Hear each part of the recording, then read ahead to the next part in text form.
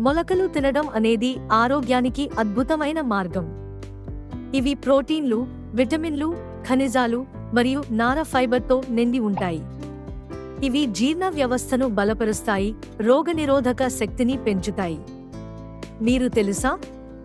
మొలకలు తినడం వల్ల హృదయ ఆరోగ్యాన్ని మెరుగుపరచడం, కొలెస్ట్రాల్ తగ్గించడం మరియు రక్తపోటు సమతుల్యం అవ్వడం జరుగుతుంది.